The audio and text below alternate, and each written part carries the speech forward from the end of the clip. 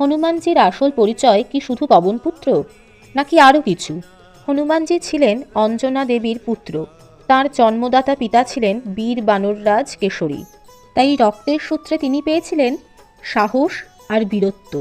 কিন্তু এখানেই শেষ নয়।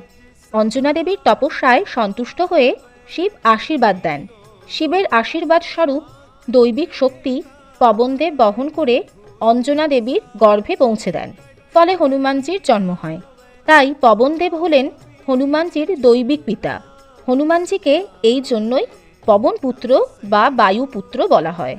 অন্যদিকে পুরাণ মতে হনুমানজি হলেন ভগবান শিবের অংশরূপ, 11তম রুদ্র অবতার, যাকে শিবের শক্তির রূপ বলে মনে করা হয়। কিন্তু এই সব কিছুর ঊর্ধ্বে তাঁর সবচেয়ে বড় পরিচয় হল তিনি শ্রীরামের পরম ভক্ত।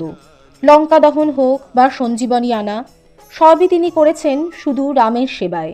কেশরীর বীরত্ব, পবনদেবের প্রাণশক্তি, শিবের অংশরূপ আর রামের প্রতি অটল ভক্তি, এই সব মিলিয়েই হনুমানজি হলেন শক্তি ও ভক্তির চিরন্তন প্রতীক।